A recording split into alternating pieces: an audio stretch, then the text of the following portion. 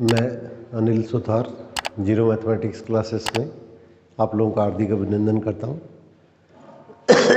आज कक्षा 9th के लिए घन, घनाभ, बेलन, गोला, अर्धगोला, इसके संपूर्ण पृष्ठीय क्षेत्रफल और आयतन के बारे में आप लोगों को छोटे छोटे जो क्वेश्चन है, जिस प्रकार के जो क्वेश्चन है वो कक्षा 9th के वार्षिक परीक्षा के अंदर आपको पूछे जाएंगे, उस तरह के क्वेश्चन आपके साथ में इसके अंदर के शेयर करने जा रहा हूँ।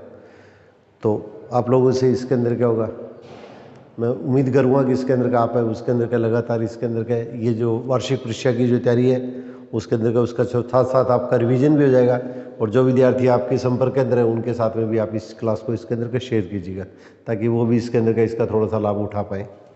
अब देखिए, मैंने घन और घनाभ के बारे में इसके अंदर का कोई लगभग क्वेश्चन है उसके अंदर पिछले एक वीडियो बनाई थी, उसके अंदर का कुछ क्वेश्चन डाले थे। इसमें कुछ क्वेश्चन इस पैटर्न की ओर है जो इसके अंदर का पूछे जाते हैं। तो देखिए, अपने पास इसके अंदर क्या होगा, घन या घनाभ टाइप की अपने पास इसके अंदर का स्थिति दी जाती है। तो अपने पास इसके अंदर का सपोज करो अपने को इसके अंदर का घन दिया गया है और घन की भुजा वो अपने पास इसके अंदर का 2 सेंटीमीटर है। इस तरह के क्वेश्चन है, वो अपने बुक के अंदर तो नहीं है, परंतु पेपर के अंदर अपने पास में हमेशा ही इस तरह के क्वेश्चन पूछे जाते हैं। तो घन की भुजा है वो अपने पास इसके अंदर क्या है, ये 2 सेंटीमीटर है। घन की भुजा अपने पास इसके अंदर का 2 सेंटीमीटर है। तो ये 2 सेंटीमीटर अपने पास इसके अंदर का है। तो अपने को पता है कि घनाभ के अंदर क्या होता है, लंबाई चौड़ाई ऊंचाई अलग अलग होती है, और घन के अंदर लंबाई चौड़ाई ऊंचाई अपने पास इसके अंदर एक जैसी होती है। तो अगर दो घनों को अगर आपस में सटा दिया जाए, चिपका दिया जाए, दो घनों को अगर आपस में इसके अंदर का चिपका दिया जाए, तो इसके अंदर का दो घनों को जब आपस में इसके अंदर का इस तरह से आपस में चिपकाएंगे तो हमारे पास इसके अंदर का इसकी जो लंबाई होगी वो तो क्या होगी, डबल हो जाती है, और चौड़ाई और ऊंचाई के अंदर का कोई भी परिवर्तन नहीं आता है। जैसे अपने पास 2 कमरे हैं, तो 2 कमरों को अगर आपस में इसके अंदर क्या होगा, जब आपस में अटैच करेंगे, जोड़ेंगे, तो इसके अंदर क्या होगा, कमरे की लंबाई तो क्या होगी, डबल हो जाएगी, और चौड़ाई और ऊंचाई अपने पास इसके अंदर का इसमें कोई भी परिवर्तन नहीं होता है। तो इसके अंदर का क्वेश्चन इस तरह से पूछ लिया जाता है कि अपने पास इसके अंदर का कोई भी भुजा दे सकता है आपको, भुजा 1 सेंटीमीटर, 2 सेंटीमीटर, 3 सेंटीमीटर, ये इस भुजा की घनाभ है, और इन घनाभों को आपस में सटाया गया है। 2 घनों को आपस में सटाने से बनी जो आकृति है, 2 घनों को आपस में सटाने से बनी जो आकृति है, उस आकृति का संपूर्ण पृष्ठीय क्षेत्रफल ज्ञात कीजिए या इसका आयतन ज्ञात कीजिए। तब सबसे पहले देखिए, घन की भुजा क्या अपने पास इसके अंदर ही है, तो 2 घनों को चिपकाने पर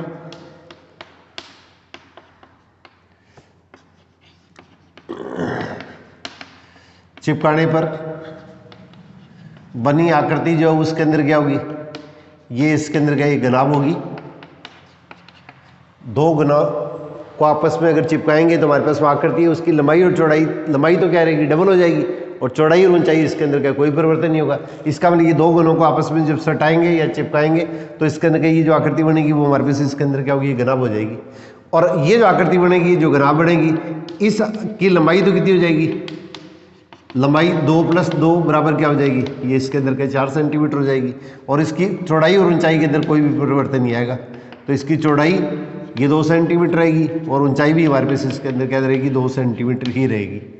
इसकी चौड़ाई और ऊंचाई के अंदर कोई भी परिवर्तन नहीं होगा। तो अब अपने पास इसके अंदर देखिए, अपने को बताया कि इसके अंदर का ये जो आकृति है, ये अपने पास इसके अंदर का जो आकृति अपने को दी जा रही है, तो इसके अंदर का घनाभ का संपूर्ण पृष्ठीय क्षेत्रफल क्या होता है, घनाभ का संपूर्ण पृष्ठीय क्षेत्रफल, इसका अपने पास फॉर्मूला होता है 2 गुणा लंबाई गुणा चौड़ाई प्लस चौड़ाई गुणा ऊंचाई प्लस ऊंचाई गुणा लंबाई।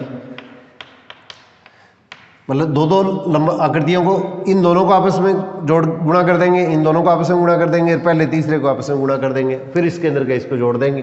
तो 2 गुणा, अब लंबाई देखिए इसके अंदर कितनी है, 4, चौड़ाई 2, तो लंबाई और चौड़ाई का गुणा करेंगे, फिर प्लस चौड़ाई और ऊंचाई का गुणा करेंगे, तो 2 गुणा 2 प्लस फिर इसके अंदर का ऊंचाई और अपने पास इसके अंदर का लंबाई का गुणा करेंगे। अब इस चीज़ को आप हल कीजिएगा, तो 4 को 2 से गुणा किया तो कितना होगा, 8, 2 को 2 से गुणा किया तो कितना गया, 4, 2 को 4 से गुणा किया तो कितना होगा, 8। अब इसको जोड़ दीजिएगा, ब्रैकेट का गुणा ही होता है, तो 8 4 12, 12 और 8 इसके अंदर कितना होगा, 20।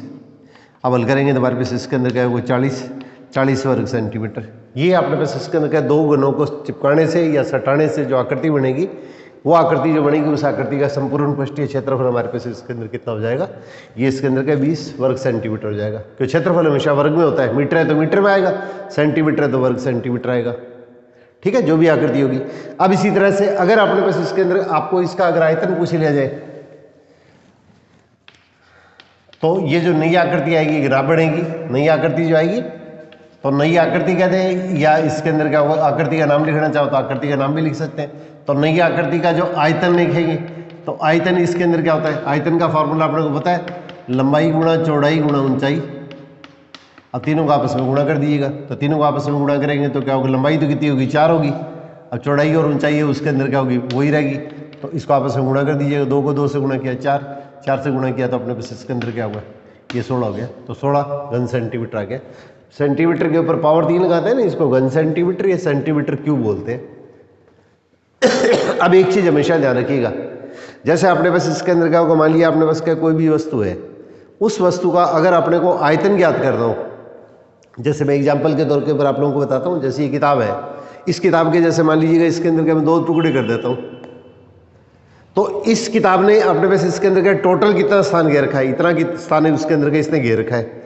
और अब आपने पास इसके अंदर क्या होगा, ये जैसे मैंने इसके मान लिया 2 टुकड़े कर दिए, तो 2 टुकड़े कर दिए या 2 किताबें ले लिए, तो एक किताब ने जितना स्थान घेरा है दूसरी किताब इसके ऊपर अगर रखेंगे तो हमारे पास जितना स्थान इस किताब ने घेर रखा है उतना ही किताब स्थान क्या होगा, दूसरी किताब घेरेगी।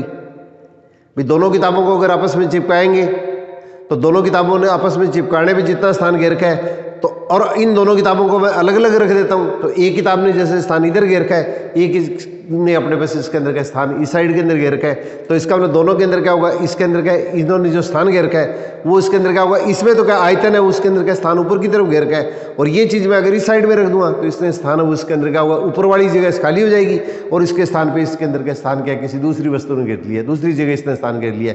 मान लिया ये जैसे बुक है, इस बुक के ऊपर मैं कोई गेंद रख देता हूँ, तो उस बुक ने इसके अंदर क्या होगा, इसके अंदर क्या बुक ने तो इसके अंदर इतना स्थान घेर रखा है, और जितना स्थान इसने घेर रखा है वो इसके अंदर क्या कहलाएगा, इस वस्तु का आयतन कहलाएगा, वो इस किताब का आयतन कहलाएगा।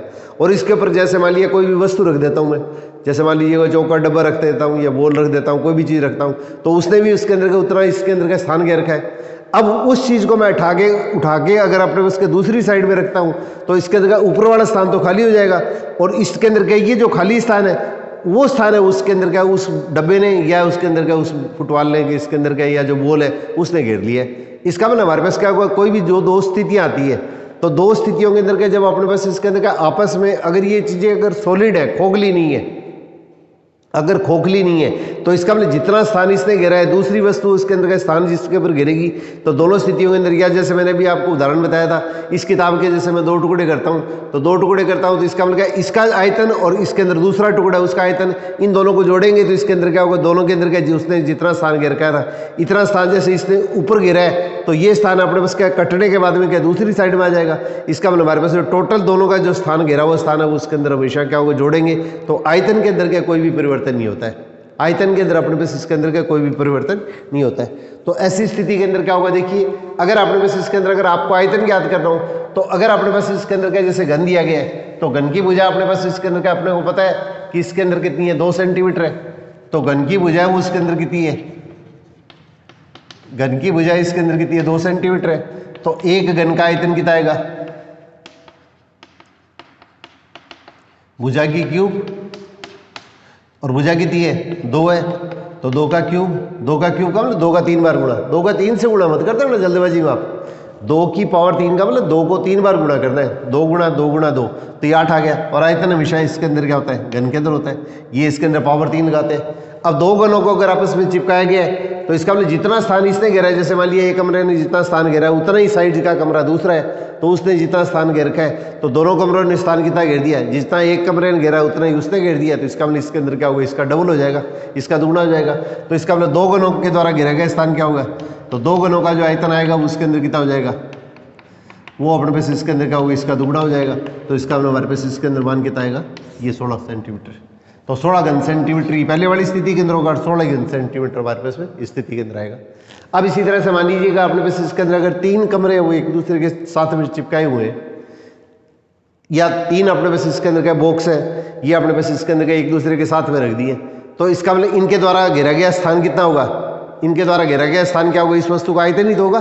तो इसका मतलब इसका आयतन कितना हुआ, एक घन का एक आयतन निकाल लिया, एक घन का आयतन निकाल के उसके अंदर क्या होगा, 3 घन है, तो इसके अंदर हम क्या करेंगे, 3 से गुणा कर देंगे, तो 3 घनों का जो आयतन आएगा तो इसके अंदर कितना आ जाएगा, 3 गुणों का आयतन आएगा तो इसके अंदर का इसको 3 से गुणा कर देंगे, तो 3 को इसके अंदर 8 से गुणा करेंगे तो वापस इसके अंदर मान कितना आ जाएगा, ये 24 आ जाएगा।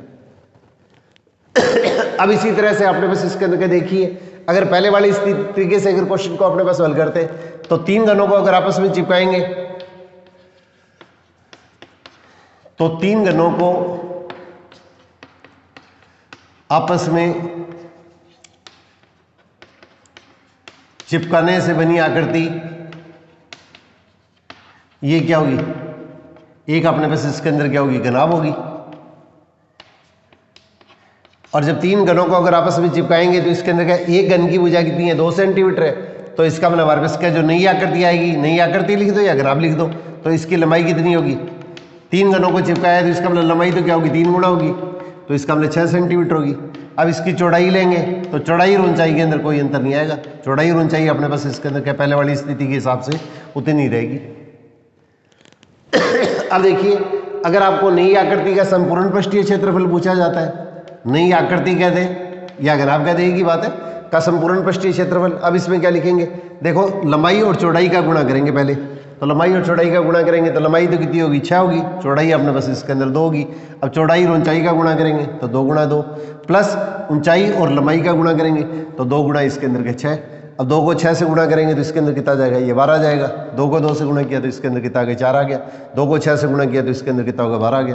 तो 12 में 12 जोड़ेंगे 24, और 24 को इसके अंदर क्या है, इन तीनों को जोड़ देंगे, 12 और 12 24, 24 में अंदर अपने 4 जोड़ेंगे तो 28, 28 को इसके अंदर के 2 से गुणा करेंगे तो क्या होगा, ये इसके अंदर क्या होगा, 56 वर्ग सेंटीमीटर। तो इन तीनों आकृतियों को, तीनों घनों को आपस में चिपकाने से बनी जो आकृति होगी वो हमारे पास इसके अंदर किसको रिप्रेजेंट करेगी, किसको निरूपित करेगी, एक घनाभ को रिप्रेजेंट करेगी, एक घनाभ को व्यक्त करेगी। और घनाभ का ये अपने पास इसके अंदर का संपूर्ण पृष्ठीय क्षेत्रफल जो आएगा वो तो इसके बराबर हो जाएगा। और अगर अपने पास इसके अंदर का आपको इसका अगर आयतन पूछा जाता है तो आयतन के संदर्भ में क्या करते हैं हम, अगर ये जो नई आकृति है, नई आकृति कहते हैं या घनाभ कहते हैं, इसका आयतन अगर पूछ लें तो आयतन का सूत्र भी आप लोगों को बताया था मैंने, लंबाई गुणा चौड़ाई गुणा ऊंचाई, लंबाई गुणा चौड़ाई गुणा ऊंचाई। तो लंबाई तो कितनी होगी, 6 होगी, चौड़ाई 2 होगी, ऊंचाई 2 होगी। अब इसको आपस में गुणा कर दो, 6 को 2 से गुणा किया 12 और इसको 2 से गुणा किया तो इसके अंदर कितना होगा, 24। अब जैसे पहले मैंने क्वेश्चन किया था, एक घनाभ का आयतन कितना था, 2 का क्यूब, 2 का क्यूब कितना था 8, और 3 घनों का आयतन कितना होगा, 3 घनों को अगर आपस में चिपकाएंगे तो इसका आयतन कितना आएगा, इसका 3 गुना हो जाएगा एक घन के आयतन का, तो इसका मतलब 24। आपका आंसर वही आएगा। अगर आयतन पूछा जाता है तो एक घन का आयतन निकाल के इसके अंदर के जितने घनों को चिपकाया गया है उसको उतने घनों से इसके अंदर क्या होगा, आपस में इसके अंदर जोड़ गुणा कर देंगे। 2 घन है तो 2 से गुणा कर देंगे, 3 घन है तो 3 से गुणा कर देंगे। और एक चीज़ क्या होती है, इसमें थोड़ा सा ध्यान देने की जरूरत होती है।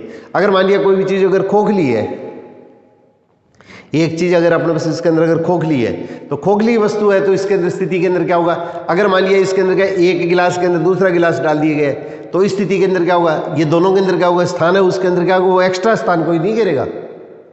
मान लिया एक बड़ी वस्तु है उसके अंदर क्या, जैसे मान लिया कमरा है तो कमरे ने जितना स्थान घेर रखा है, कमरा खाली है तो भी इसने स्थान उतना ही घेर रखा है। और कमरे में मैं 5-10 कुर्सियां रख देता हूँ या 5-2 इसके अंदर क्या हुआ अलग कोई डब्बे रख देता हूँ या और कोई भी अपने बस इसके अंदर का बॉक्स या कोई भी सामान रख देता हूँ तो भी कमरे ने स्थान उतना ही घेर रखा है। तो अंदर से अगर कोई चीज़ खोखली है तो खोखली चीज़ अगर अंदर रखी जाती है तो उसके अंदर का ये अपने पास इसके अंदर का स्थान के अंदर कोई भी परिवर्तन नहीं आता है। अगर कोई ठोस चीज़ कम ली अपने पास इसके अंदर अगर बाहर से इसके अंदर क्या हुआ, इसकी लंबाई चौड़ाई ऊंचाई अगर दी हुई है और उसके ऊपर अगर कोई भी वस्तु रखी जाती है तो वो अलग से इसके अंदर क्या होगी, कोई स्थान घेरेगी। अगर कोई खोखली वस्तु है उसके अंदर अगर कोई भी चीज़ डाल देंगे तो उसके अंदर क्या वो अलग से इसके अंदर क्या कोई भी स्थान नहीं घेरेगी। तो ये चीज़ अपने को थोड़ा सा स्पेशली ध्यान रखनी है। तो इतना ज़्यादा इसके अंदर के डीप के अंदर का आपके इसके अंदर क्या होगा, ये जो परीक्षा है वार्षिक परीक्षा है उसमें क्वेश्चन आने की संभावना नहीं है। तो इसके अंदर का सिर्फ इतना ही याद रख लीजिएगा आप लोग कि अपने पास क्या हुआ, 2 या 3 घनाभ अगर आपस में एक दूसरे से चिपकाए गए हैं या सटाए गए हैं तो इस स्थिति के अंदर क्या जो आकृति बनेगी उस आकृति का अपने पास इसके अंदर क्या हुआ, संपूर्ण पृष्ठीय क्षेत्रफल या इसके अंदर का आयतन आपसे पूछा जा सकता है। अब देखिए मैं छोटे छोटे कुछ क्वेश्चन है उसके अंदर गए, ये बेलन और इनके और ले लेता हूँ, गोले के अर्धगोले के, फिर बाकी अलग अलग क्लास लेके मैं इसके अंदर क्या होगा टाइम के हिसाब से इसके अंदर के जो सारे टॉपिक है एक बार आप लोगों को कवर करवा देता हूँ। फिर इसके बाद में थोड़ा सा एक्स्ट्रा अगर टाइम मिलेगा तो आप लोगों को से इसके अंदर का डिटेल के अंदर कोई चीज़ शेयर कर देंगे। क्यों इसके अंदर क्या कोविड-19 के कारण सिलेबस है वो 30% कम हुआ है, ये आप लोगों को ध्यान है। और एक इसके अंदर का पेपर है वो इसके अंदर का हमेशा पेपर ईजी आता है, इस बार संभावना है इसके अंदर का पेपर उससे भी ईजी आएगा। जिस तरह का बोर्ड का अपने पास इसके अंदर का 10वीं कक्षाओं का या बड़ी कक्षा जैसे उसके अंदर दे रखे हैं, उनके मॉडल पेपर दिए गए बोर्ड की ओर से जारी किए गए, वो बहुत ही आसान है। तो इस हिसाब से इसके अंदर आपको बिल्कुल ही इसके अंदर का प्रेशर लेने की जरूरत नहीं है, बिल्कुल टेंशन फ्री हो गए इसके अंदर का आप थोड़ी सी तैयारी कीजिएगा। अब देखिए इसके अंदर क्या होगा, जैसे बेलन है तो बेलन अपने पास जैसे इसके अंदर का ये चौक है तो चौक के अंदर का एक तो ये मुड़ा हुआ हिस्सा है, ये तो वक्र पृष्ठ कहलाता है। ये हिस्सा इसके अंदर का एक वर्तीय कहलाता है, एक इसके अंदर का इसके अंदर ये वर्तीय कहलाता है। तो बेलन के वक्र पृष्ठ का क्षेत्रफल, बेलन के वक्र पृष्ठ का क्षेत्रफल, तो इसका फार्मूला होता है 2πr(h). और अगर बेलन का संपूर्ण पृष्ठीय क्षेत्रफल पूछा जाता है 99% क्वेश्चन आपको सिर्फ फॉर्मूले में वैल्यू पुट करके आपको आंसर निकालने के पूछे जाएंगे, ज़्यादा इसके अंदर के टेढ़े मेढ़े क्वेश्चन पूछे नहीं जाएंगे। कुछ क्वेश्चन इसमें इंपॉर्टेंट बनते हैं, मैं आपको नेक्स्ट क्लास में बनाऊंगा तो उसके अंदर आपको और डाल दूंगा। तो इसके अंदर क्षेत्रफल क्या होता है 2πr(h) और प्लस इसके अंदर क्या देखिए वक्र पृष्ठ तो ये हो गया 2πr(h) और एक तो इसके अंदर क्या वर्त ये हो गया और एक वर्त अपने पास इसके अंदर कई साइड में हो गया। तो इसका मतलब दोनों का क्षेत्रफल जोड़ेंगे तो πr², वर्त का क्षेत्रफल क्या πr², इसको दो बार जोड़ेंगे तो क्या होगा 2πr²। अब इसमें कॉमन लेंगे तो क्या होगा 2πr, तो इसके अंदर क्या कॉमन आ गया h+r। आप इस तरह से भी कर सकते हैं, इस तरह से भी कर सकते हैं, एक ही बात है। और तीसरी चीज इसके अंदर आती है बेलन का आयतन।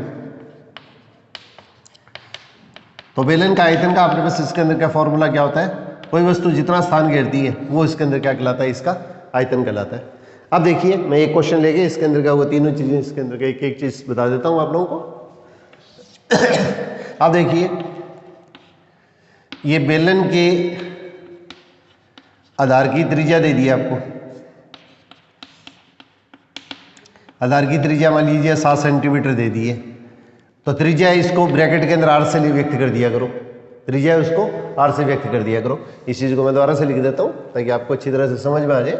देखिए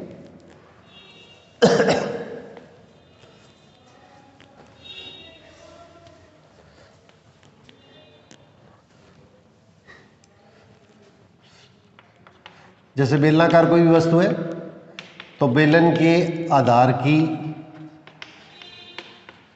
त्रिज्या को हम r से व्यक्त करते हैं। तो इसके अंदर ये कितनी होगी, जैसे मान लीजिएगा आपको 7 सेंटीमीटर दे दिए, 14 सेंटीमीटर दे दिए, 3.5 सेंटीमीटर, कुछ भी दी जा सकती है। और फिर इसके अंदर क्या बेलन की अपने पास इसके अंदर क्या ऊंचाई दे दी है। तो बेलन की ऊंचाई है, ऊंचाई को हम ऐसे व्यक्त करते हैं। तो ये अपने पास इसके अंदर क्या मान लिया कि अपने पास इसके अंदर क्या 10 सेंटीमीटर दे दिए। अब आपको देखो तीन तरह के क्वेश्चन है, तीनों में से एक क्वेश्चन 100% आएगा, बेलन के वक्र पृष्ठ का क्षेत्रफल। वक्र पृष्ठ का मतलब जो मुड़ा हुआ है, जैसे ये चौक है तो चौक के अंदर का ये हिस्सा मुड़ा हुआ है, ये साइड के अंदर जो मुड़ा हुआ है। तो बेलन के वक्र पृष्ठ का क्षेत्रफल, तो बेलन के वक्र पृष्ठ का क्षेत्रफल का सूत्र होता है 2πr(h). अब 2 पाई का मान 22/7 लिखेंगे। अगर पाई का मान आपको दिया हुआ है जब तो वही मान लिखना है, नहीं तो आपको अपनी ओर से 22/7 ही लिखना है, ये ध्यान रखिएगा। और त्रिज्या कितनी है, त्रिज्या अपने को इसके अंदर 7 सेंटीमीटर दे रखी है और ऊंचाई कितनी है 10 सेंटीमीटर है। अब बीच में अगर गुणा का निशान होता है तो ये संख्या आपस में क्या कैंसिल हो जाती है। अब 2 × 22 × 10, 22 को 2 से गुणा कर दीजिएगा तो कितना होगा 44, और 44 को 10 से गुणा कर दीजिएगा, ये इसके अंदर कितना होगा 440, ये वर्ग सेंटीमीटर। क्षेत्रफल हमेशा वर्ग में होता है, मीटर दिया है तो मीटर में आएगा, सेंटीमीटर दिया है तो सेंटीमीटर आएगा। एक चीज अपने को स्पेशली ध्यान रखनी है, आपको दोनों इकाइयां एक जैसी होनी चाहिए। दोनों इकाइयां या तो सेंटीमीटर में होनी चाहिए या दोनों इकाइयां मीटर में होनी चाहिए। अगर एक इकाई मीटर में दे दी है, एक सेंटीमीटर में दे दी है, तो दोनों इकाइयों को अपने पास इसके अंदर का सेंटीमीटर में परिवर्तित जरूर करना है, नहीं तो आपका प्रश्न गलत हो जाएगा। तो दोनों इकाइयों को सेंटीमीटर में या दोनों इकाइयों को मीटर में बदल के फिर प्रश्न को हम हल करते हैं। अब इसी तरह से बेलन के वक्र पृष्ठ की जगह अपने पास का प्रश्न अगर सपोज करो आपको ये दे दिया गया, बेलन का संपूर्ण पृष्ठीय क्षेत्रफल, तो इसका फार्मूला होता है 2πr × h+r। अब देखिए हल कीजिएगा, बिल्कुल सिंपल से क्वेश्चन है। तो 2 गुणा पाई का मान 22/7, त्रिज्या अपने को 7 दे रखी है, ऊंचाई कितनी है h 10 और +7 अब इसको हल कीजिएगा तो 2 गुणा 7 से 7 कैंसिल हो गया। इस 7 को इस ब्रैकेट वाले 7 से नहीं काट सकते, ये दोनों संख्याओं का योगफल है, ये ध्यान रखना है। तो 2 गुणा 22, 7 से 7 ये घट गया और गुणा इसके अंदर कितना होगा 17। अब 17 को पहले 2 से गुणा कर दिया करो 34, और 34 इंटू 22, चाहे तो 17 को 22 से गुणा करके 2 से गुणा कर दो, चाहे इसके अंदर क्या होगा पहले 17 को 2 से गुणा कर दो फिर इसके अंदर कैसे गुणा कर दो, और चाहे इसके अंदर क्या होगा ये अपने पास इसके अंदर क्या 22 को 2 से गुणा करके फिर 17 से गुणा कर दो। जैसे आपको आसान लगे वैसे कर सकते हैं, कोई भी तरीके से हल कर सकते हैं। अब 34 को इसके अंदर क्या होगा 22 से गुणा कर देंगे, तो इसके अंदर क्या होगा इससे गुणा करेंगे तो हमारे पास इसके अंदर क्या होगा पहले 2 से गुणा कर दिया 68, फिर ये क्रॉस आ गया, फिर इसके अंदर का 68। अब इसके अंदर का इसको जोड़ लीजिएगा 8 14 748, तो ये हमारे पास इसके अंदर का 748 ये वर्ग सेंटीमीटर तो ये इसका संपूर्ण पृष्ठीय क्षेत्रफल आ जाएगा। ये हमारे पास इसके अंदर क्या होगा इसका टोटल संपूर्ण पृष्ठीय क्षेत्रफल आ जाएगा।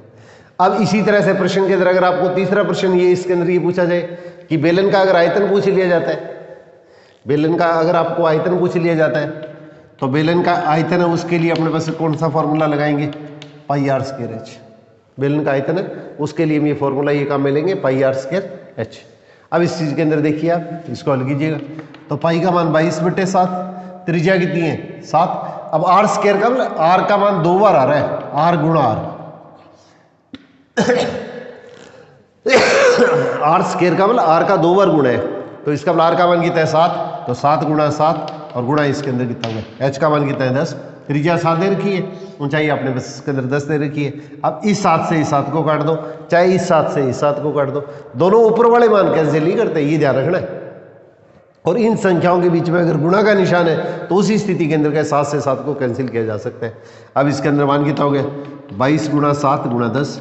अब पहले तो 22 को 7 से गुणा कर दीजिएगा, गुणा के अंदर कोई गलती नहीं कर दीजिएगा, मैं धीरे धीरे कर करके आपको समझा रहा हूँ सारा। तो 7 को 2 से गुणा किया 14, एक आंसर, 7 को 2 से गुणा किया 14, 14 में एक आंसर जोड़ दी तो इसके अंदर कितना हुआ 154 आ गया। और फिर 10 से और गुणा करना है तो इसका हमारे पास क्या हुआ 1540। और आयतन होता है वो हमेशा क्या होता है घन के अंदर होता है, तो पावर 3 लगाते हैं उसको घन बोलते हैं। चाहे तो सेंटीमीटर ये ऐसे लिख देना और चाहे इसको घन सेंटीमीटर लिख देना, एक ही बात है। पावर 3 होती है, इसको क्यूब बोलते हैं, क्यूब को हिंदी के अंदर घन ही बोलते हैं। तो इसके अंदर क्या सेंटीमीटर क्यूब या घन सेंटीमीटर। और क्षेत्रफल आता है उसके अंदर वर्ग सेंटीमीटर या सेंटीमीटर स्क्वायर लिख देते हैं। तो ये 3 तरह के जो क्वेश्चन बनते हैं, इसमें एक क्वेश्चन और अच्छा बनता है, वो आप लोगों को नेक्स्ट वीडियो 1-2 दिनों के अंदर बढ़ाऊंगा, तो उसके अंदर आप लोगों के साथ में इसके अंदर का शेयर कर दूंगा।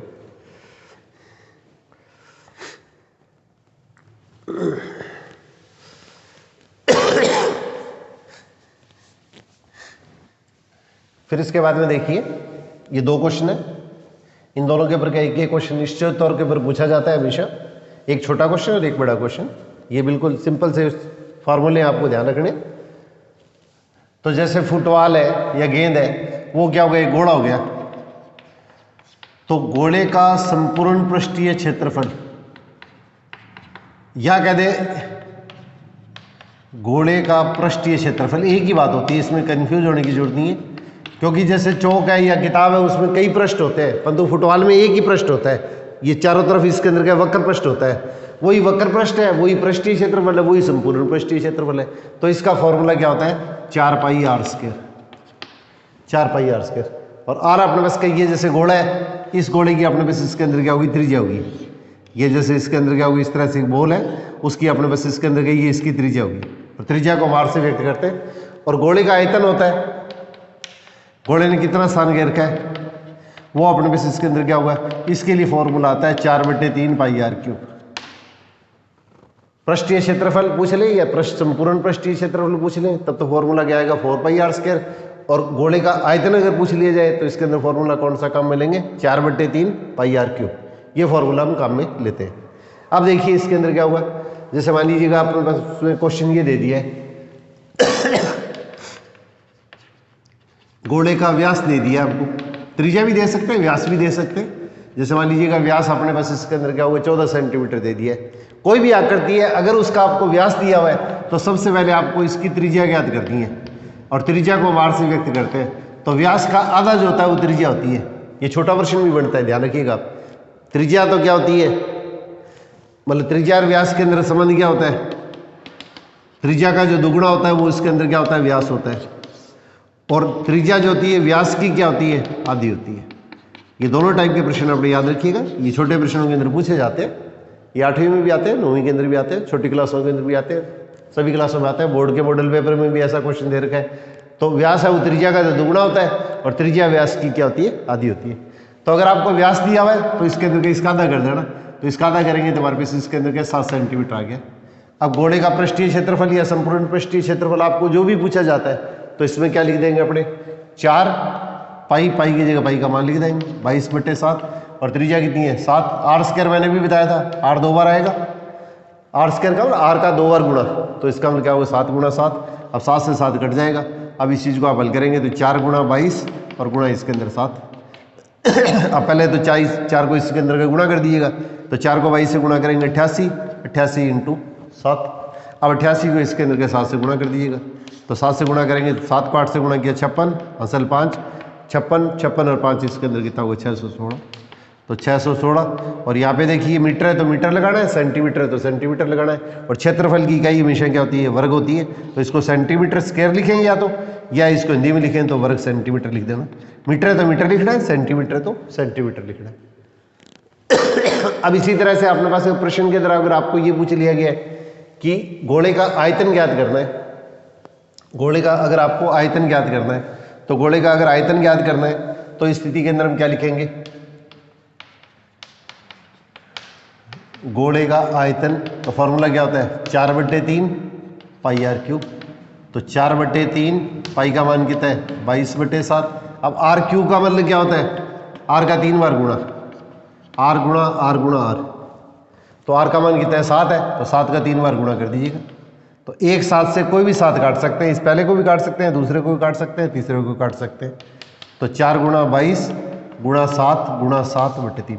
अब पहले तो इसके अंदर क्या करेंगे 7 को 7 से गुणा करेंगे 49, और फिर इसके अंदर क्या करेंगे 4 को इसके अंदर 22 से गुणा कर दीजिएगा तो 88 × 49 और बटे में 3। अब पहले तो 88 को 4 से गुणा कर देना, फिर 3 का इसमें भाग दे देना और आगे क्या लिख देंगे सेंटीमीटर क्यूब लिख देंगे। तो इसके अंदर का गुणा भाग अपने पास इसके अंदर का थोड़ा ध्यान से कीजिएगा, इसके अंदर का कहीं त्रुटि नहीं कर दे आप। अब इसके बाद में देखिए जो सबसे ज़्यादा पेपर के अंदर का इंपॉर्टेंट क्वेश्चन है, ये छोटे क्वेश्चन के अंदर का ये क्वेश्चन पूछे जा सकते हैं, 1-2 नंबर के क्वेश्चन में आ जाए, 1 नंबर के क्वेश्चन में आ जाए। 1 नंबर के क्वेश्चन में आएगा तो सिर्फ आपको फॉर्मूला पूछा जाएगा। अब ज़्यादातर देखो इसके अंदर का ये क्वेश्चन इसके अंदर का सबसे ज़्यादा पूछा जाता है। ये देखिए अर्धगोला, तो अर्ध गोले की त्रिज्या आर बराबर कितनी है, ये जैसे मान लिया कि मैंने 7 सेंटीमीटर ले लिए, अर्धगोले की त्रिज्या वो इसके अंदर का मैंने 7 सेंटीमीटर ले लिए। अब देखिए 2 तरह की स्थितियां होती है, इसमें ध्यान देने की जरूरत है। एक तो इसके अंदर क्या होगा अपने पास इसके अंदर का अर्धगोला बनेगा, वो उसके अंदर का इस तरह का बनेगा, जैसे अपने नगाड़ा होता है मंदिर मस्जिद के अंदर, धर्मशाला गुरुद्वारा वगैरह के अंदर, जैसे अपने पास इसके अंदर का नगाड़ा बजाते हैं, तो उसके अंदर का ये जो होता है उसके अंदर का ये तो बंद है ही है, और साथ में ऊपर वाला हिस्सा भी क्या होता है बंद होता है। तो ये जो इसका वक्र पृष्ठ होता है इसका तो क्षेत्रफल क्या होता है टोटल वर्थ, ये गोले का जो पृष्ठीय क्षेत्रफल कितना होता है, गोले का पृष्ठीय क्षेत्रफल 4 पाई आर स्क्वायर होता है, इसका आधा करेंगे तो क्या होगा 2 पाई आर स्क्वायर आ जाएगा। और ऊपर इसके अंदर ये हिस्सा क्या होता है वर्ताकार होता है, इसका क्षेत्रफल क्या आएगा 2 पाई आर स्क्वायर आ जाएगा। तो अर्धगोले में 2 तरह की स्थिति आती है, ध्यान रखिएगा। अगर आपको ठोस दे दिए तब तो इसके अंदर 2 pi r square pi r square को जोड़ देंगे तो इसके अंदर क्या आएगा 3 पाई आर स्क्वायर आ जाएगा। और अगर अपने पास इसके अंदर का अर्धगोला है उसके वक्र पृष्ठ का क्षेत्रफल पूछा जाता है, अर्धगोले के का संपूर्ण पृष्ठीय क्षेत्रफल अगर आपको पूछा जाता है तो वक्र पृष्ठ तो कौन सा होगा, ये बार वाला ये सा, और ऊपर इसके अंदर क्या होगा एक ये वर्ताकार हिस्सा हो गया, तो इन दोनों को जोड़ेंगे तो इसके अंदर कितना होगा 2 pi r square, pi r square कितना होगा 3 पाई आर स्क्वायर। अब इसके अंदर क्या हल करेंगे तो 3 × 22/7 और आर स्क्वायर कितना होगा 7 × 7, 7 से 7 काट दीजिएगा तो 3 × 22 × 7। अब 22 को पहले 3 से गुणा कर दीजिएगा, या पहले इसके अंदर क्या होगा 22 को सीधा लिख दो और 3 का 7 का गुणा कर दो 21। अब इसके अंदर का 21 को इसके अंदर का 22 से गुणा कर देंगे। अब गुणा करेंगे तो हमारे पास इसके अंदर कितना होगा 2 और 4, पहले 2 के पड़े से इसे मल्टीप्लाई कर दिया, फिर यहाँ पे क्रॉस लगा के फिर इसके अंदर के इसको हल कर दिया, तो इसका आंसर कितना होगा 462 आ गया। तो 462 और क्षेत्रफल हमेशा क्या होता है, स्क्वायर के अंदर होता है, ये ध्यान रखना आप लोग।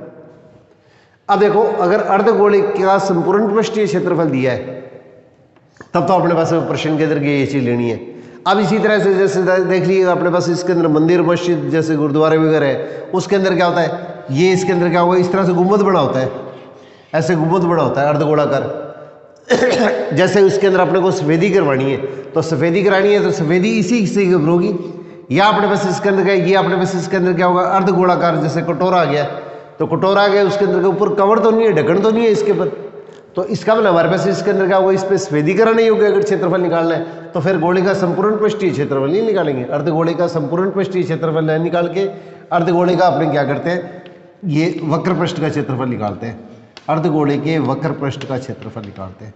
ये प्रश्न अपने पास इसके अंदर स्पेशली ध्यान रखना है। तो अर्धगोले का क्षेत्रफल अगर आपको पूछा जाता है तो अर्धगोले के अंदर क्या होगा, दो स्थिति आती है, संपूर्ण पृष्ठीय क्षेत्रफल पूछा जाता है तब तो फॉर्मूला लगाएंगे 3πr², और अगर इसके वक्र पृष्ठ का क्षेत्रफल पूछा जाता है, जैसे मैंने अपने पास अर्धगोलाकार कटोरा दे दिया है, या अपने पास मंदिर मस्जिद वगैरह के अंदर गुरुद्वारों के अंदर जैसे इसके अंदर के गुंबद होते हैं मंदिरों के अंदर ऊपर की तरफ, तो वो गुंबद होते हैं उसमें सफेदी करानी है, तो उसके अंदर का ये तो हिस्सा बंद तो होता नहीं है, तो इसका मतलब सिर्फ ऊपर वाला जो हिस्सा होगा उसी के ऊपर सफेदी कराई जाएगी।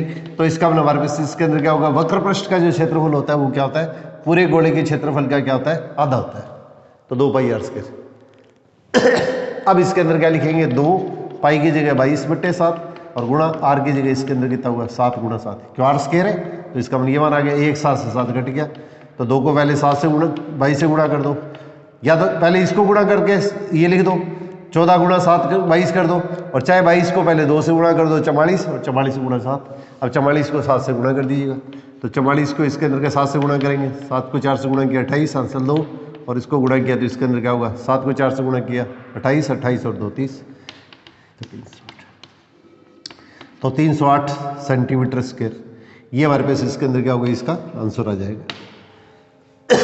बस ये चीज अपने को स्पेशली ध्यान रखनी है। अर्धगोले का वक्र पृष्ठ का क्षेत्रफल पूछा जाता है, ये संपूर्ण पृष्ठीय क्षेत्रफल पूछा जाता है, या अपने पास इसके अंदर का इस तरह की कोई अगर आकृति का नाम दे दिया आपको और उस आकृति के अंदर कहते हैं सफेदी करानी होगी, क्षेत्रफल निकालना है, तो अगर आपने उसका कोई भी चीज अगर बंद होती है, जैसे मैंने अभी आप लोगों को समझाया था कि अगर अपने पास इसके अंदर का ये चीज अपने पास इसके अंदर अगर बंद होती है, ये हिस्सा अगर बंद होता है तब तो इसके अंदर क्या 2πr² तो हिस्सा ये हो गया और πr² हिस्सा ये हो गया, जैसे नगाड़ा होता है मंदिर मस्जिद के अंदर, तब तो इसके अंदर क्या होगा, ये संपूर्ण पृष्ठीय क्षेत्रफल अपने पास क्या होगा, ये 3πr² हो जाएगा। और अगर अपने पास इसके अंदर का मंदिर मस्जिद के अंदर का ये हिस्सा इसके अंदर का अगर खोखला होता है, हमेशा ये खुला होता है, जैसे कटोरे के अंदर क्या होगा, ये हिस्सा खुला ही होता है, उसका कोई ढक्कन तो होता नहीं है, तो इसलिए इसके अंदर क्या होगा, ये इसके अंदर का इसका वक्र पृष्ठ हो गया, तो इसका क्षेत्रफल क्या होता है, 2πr² होता है। और एक इसके अंदर का ये छोटा सा क्वेश्चन देखिए, ये क्वेश्चन बनता है, अगर आपको अर्धगोले का आयतन पूछ लिया जाता है,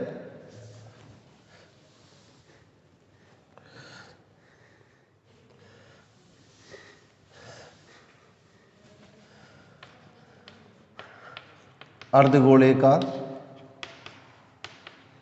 आयतन अगर पूछा जाता है तो आयतन का सूत्र होता है 4/3πr, तो किसका आयतन होता है, 4/3πr³ तो किसका आयतन होता है, गोले का आयतन होता है। और गोले का आयतन है उसके अंदर हमारे पास इसके अंदर क्या, गोले के अपने पास इसके अंदर क्या करेंगे, 2 बराबर हिस्से कर देंगे, तो आधा हिस्सा इधर आ गया, आधा हिस्सा इधर आ गया, तो इसका मतलब ये जो मान आएगा इसको क्या करेंगे, 1/2 से गुणा कर देंगे, तब 2 से काटेंगे तो 2 एकम 2, 2 दूनी 4। तो आपको सीधा ये फार्मूला ही याद रखना है, अर्धगोले का आयतन क्या होता है, गोले का तो आयतन होता है 4/3πr³, और अर्धगोले का आयतन जो होता है उसके अंदर क्या, इसका आधा होता है, तो 2/3πr³।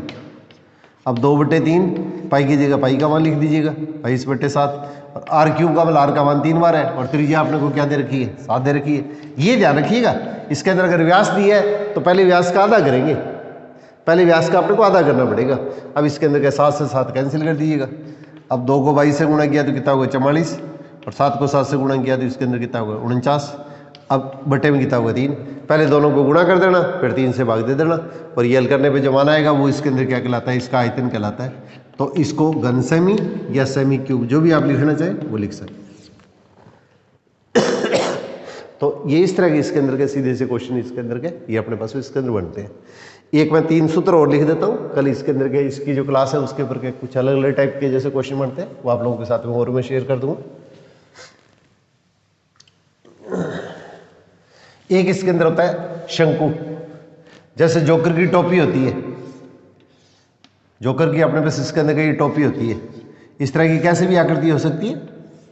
तो ये तो इसके अंदर क्या कहलाती है, इसकी ऊंचाई कहलाती है, और ये आधार की त्रिज्या कहलाती है, और ये तिरछी ऊंचाई कहलाती है, तिरक ऊंचाई या तिरछी ऊंचाई, ये तिरक ऊंचाई कहलाती है।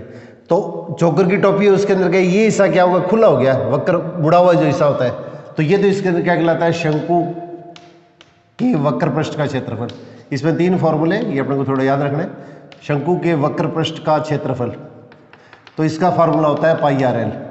ये फॉर्मूले थोड़े से आप याद रखने की कोशिश कीजिएगा, और इसमें कोई भी टेंशन लेने की जरूरत नहीं है। वक्र पृष्ठ का क्षेत्रफल, शंकु है उसके वक्र पृष्ठ का क्षेत्रफल का फार्मूला है पाई आर एल।